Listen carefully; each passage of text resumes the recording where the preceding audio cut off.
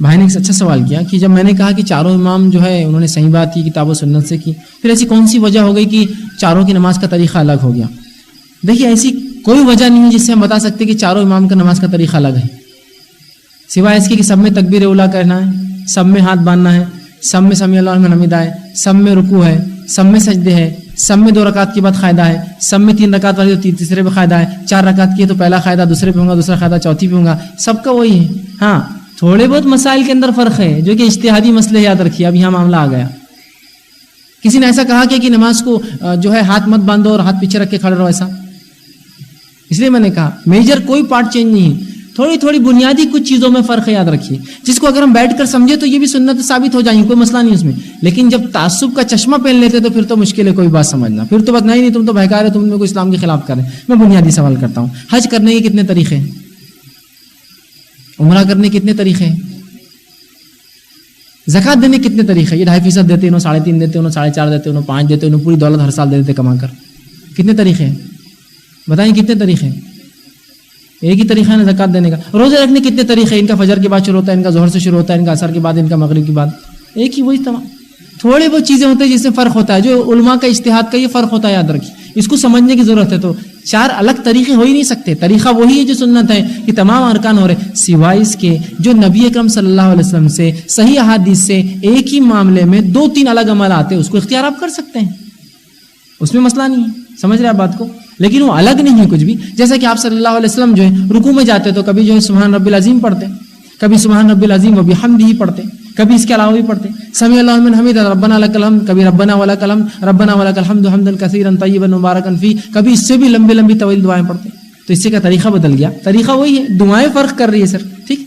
کچھ چیزیں ایسی ہیں جو آپ صلی اللہ علیہ وسلم سے 2 چیزیں ثابت ہے کہ آپ ایسا بھی کرتے تھے ایسا بھی کرتے تھے، کچھ چیزیں تو ایسی جس کے اندر اجتہادی مسئلہ، جیسا مثال کے طور پر حدیث میں الفاظ ہیں آپ صلی اللہ علیہ وسلم رکوع کے بعد جب اٹھتے تو ویسا کھڑے ہوتے جیسا پہلے کھڑے تھے، لیکن کیسا راوی حدیث نہیں بتاتے، خالی بول دیا اس نے۔ اب ظاہر سے کچھ چیز ہوتی ہے جو دیکھے بغیر سمجھ میں نہیں آتی کیسا کیا، تو کچھ علماء کہتے ہیں اور کچھ لوگوں کا عمل بھی ہوتا ہے، جب سمیع اللہ لمن حمیدہ کہتے تو ہاتھ باندھ لیتے ہیں، ہے نا، اور کچھ ہاتھ چھوڑ کر کھڑے رہتے ہیں، ہے نا، ایسی ہوتا ہے نا، کیوں؟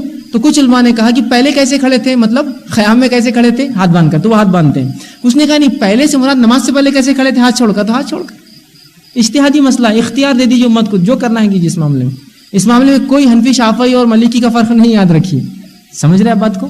اب ہم خاموخواہ اماموں کے نام لے کر اپنا مفاد نکالے تو یہ ایک الگ مسئلہ ہے، پھر اپنی بات منوا یہ الگ مسئلہ ہے۔ دوسرا، ایسے بہت سے مسائل تھے جن مسائل میں صحابہ تک کچھ بات نہیں پہنچی تھی، تو میں سمجھتا ہوں جب صحابہ تک نہیں پہنچی تو تابعین تبع تابعین سے بھی چوک ہو سکتی ہے۔ جیسے مثال کے طور پر عبداللہ ابن مسعود رضی اللہ عنہ پوری زندگی تطبیق کرتے رہے، ان تک وہ روایت کبھی نہیں پہنچی کہ رسول اللہ جو گھٹنے پہ ہاتھ رکھتے تھے رکوع کے اندر، تو عبداللہ ابن مسعود رضی اللہ عنہ اس معاملے میں ان کی پکڑ نہیں ہے، اس لیے کہ جو سنت رسول دیکھی تھی اس پہ عمل زندگی بھر کرتے رہے، کیونکہ ان تک وہ بات پہنچی نہیں تھی، ٹھیک۔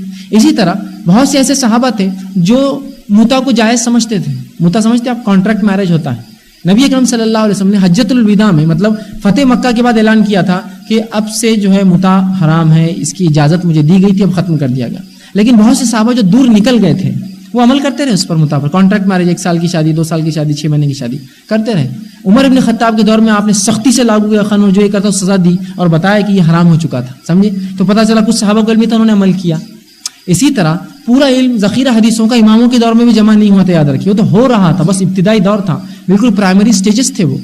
تو اگر کچھ بات ان تک نہ پہنچی ہو، اور جب بات نہ پہنچی ہو تو وہ ایک عمل پر عمل کرتے رہے، تو اس کا مطلب یہ تو نہیں ہم اس پہ اڑ جائیں گے، نہیں وہ جو کر رہے تھے ہم ہی کریں گے، جبکہ سنت بعد میں آئی ہے نا، سنت نہ آتی تو آپ اسے بالکل اڑے رہتے، سنت آ گئی تو آپ کو اس کو چھوڑ کر سنت لینا ہوگا، اس لیے کہ اگر ان تک بھی وہ سنت ملتی تو ضرور عمل کرتے۔ آئیے امام مالک کا ایک عمل بتاتا ہوں آپ سے۔ آ کر ایک شخص نے پوچھا، اے امام مالک، کیا ہم جب وضو کریں تو انگلیوں کا خلال کریں، پیروں کی انگلیوں کے اندر کر انگلی سے، خلال مطلب اس کے اندر پانی گیا نہیں گیا دیکھنے کے لیے کر انگلی ڈالنا دھوتے وقت، تو کیا ہم انگلیوں کا خلال کریں پیروں کی، چونکہ پیروں کی انگلیاں چٹک جاتی ہے نا، کافی پانی نہیں جاتا ہے خلال، تو کہا کوئی ضرورت تو نہیں ہے۔ اس کے بعد دیکھا گیا کہ ایک دن خود وضو کر رہے تھے امام مالک تو خلال کر رہے تھے، تو وہ آدمی دوڑتا ہوا کہا تم نے تو مجھے فتویٰ دیا تھا خلال کی ضرورت نہیں اور اب تم خود خلال کرتے ہو، تو کہا جب تجھے فتویٰ دیا تھا تو میرے علم میں نہیں تھی، بعد میں مجھے کسی نے علم دیا کہ یہ سنت ہے اس لیے میں کرتا ہوں، بدل دیا اپنا فتویٰ اور عمل۔ کیا یہ کہا نہیں میں ایسے ہی کروں گا اور اس نے اڑ گیا نہیں امام مالک نے ویسے کہ میں ایسے کروں گا، ان تک علم نہیں پہنچا تھا کہہ دیا ضرورت نہیں، علم پہنچا کہہ دیا کہ اب مجھے پتہ چل گیا عمل کر لو۔ سمجھے آپ بات کو؟